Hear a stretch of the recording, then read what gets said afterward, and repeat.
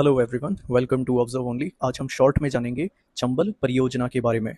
किसकी परियोजना है? संयुक्त परियोजना है राजस्थान और मध्य प्रदेश की, जिसमें राजस्थान का 50% भाग है और मध्य प्रदेश का भी 50% भाग है। ध्यान रखिएगा, यूपी नहीं आता इसमें, गुजरात वगैरह कुछ नहीं है। आपको मेन चीज़ क्या ध्यान रखनी है, ये दो राज्यों की एक संयुक्त परियोजना है। दो राज्य कौन कौन से हैं? तो राजस्थान और मध्य प्रदेश। ठीक है, सबसे पहली चीज़ इंपॉर्टेंट, इसी में कंफ्यूज कर देगा कि कितने राज्यों की संयुक्त परियोजना है, एक, दो, तीन या चार।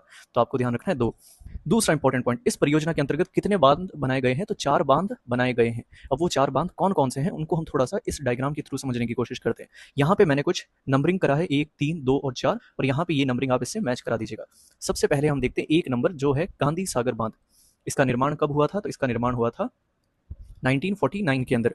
कहाँ पे है ये बांध? तो ये मंदसौर। मंदसौर कहाँ रखा है? मध्य प्रदेश के अंदर आ रखा है। इसकी विद्युत उत्पादन कितनी है? यहाँ से बिजली कितनी बनती है अगर आपसे ये पूछ ले तो बिजली बनती है यहाँ से 115 मेगावाट। ठीक है, MW का मतलब है मेगावाट। दूसरा बांध बना था कोटा बैराज। अब वैसे देखो, ये हम देख रहे हैं कौन से साल में बना था, सबसे पहले कौन सा बना, उसके बाद में कौन सा बना। लेकिन अगर आपको नदी के सीक्वेंस के हिसाब से पूछे कि सबसे पहले कौन सा आता है फिर कौन सा आता है, तो उसमें थोड़ा सा सीक्वेंस अलग हो सकता है। ठीक है, हमने इसके बनने के काल के आधार पर सीक्वेंस रखा है। दूसरा बांध बना था हमारा कोटा बैराज। नाम से ही पता चल रहा है कोटा बैराज कहाँ पे होगा, सीधी सी बात है, कोटा के अंदर होगा। कब बना था? 1960 के अंदर बना था।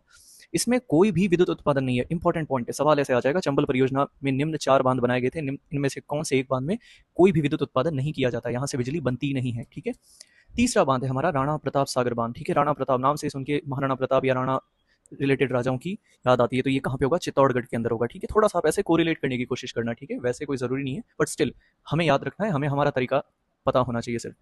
तो राणा प्रताप सागर बांध कब बना था? 1970 के अंदर। कहाँ पे है? चित्तौड़गढ़ के अंदर है। सबसे इंपॉर्टेंट चीज इसमें, राजस्थान में सर्वाधिक भराव क्षमता, सबसे ज्यादा पानी इन चारों बांध में से सबसे ज्यादा कहाँ भरा जा सकता है? इस राणा प्रताप सागर बांध में। ऐसे समझ लीजिए, राणा प्रताप बहुत शूरवीर राजा थे, इनके पास खूब नॉलेज थी, खूब ज्यादा ज्ञान का सागर था, तो सबसे ज्यादा भराव क्षमता इन्हीं के पास है। याद रखने के लिए निमोनिक है। ठीक है, विद्युत उत्पादन है यहाँ से 172 मेगावाट, 172 मेगावाट। ठीक है, और लास्ट में आता है हमारा जवाहर सागर बांध। ठीक है, जवाहर सागर कैसे याद रखना है? 1972 के अंदर कोटा के अंदर। ठीक है, तो कोटा में दो बांध बन गए, कोटा बैराज और जवाहर सागर बांध। कितनी विद्युत क्षमता है? 99 मेगावाट है। अब याद कैसे रखना है कि निम्न में से सवाल आ गया कि चंबल परियोजना में निम्नलिखित में से चारों बांध में से कौन सा एक राजस्थान में नहीं है। तो याद रखने के पॉइंट ऑफ व्यू से ध्यान रख लेना कि गांधी जी हमारे राजस्थान के नहीं थे। तो गांधी जी कहाँ से थे? राजस्थान से नहीं थे, तो याद रख लेना मध्य प्रदेश से थे, बस ऐसे ही। ठीक है, ये निमोनिक है, मैंने अपने टाइम पे इसी तरीके से याद करने की कोशिश करी थी, क्योंकि एग्जाम में अगर आ गया तो आप कंफ्यूज हो जाओगे कि जवाहर सागर राजस्थान में नहीं था, राणा प्रताप तो लग रहा है कि राजस्थान में होगा, कोटा बैराज भी लग रहा है।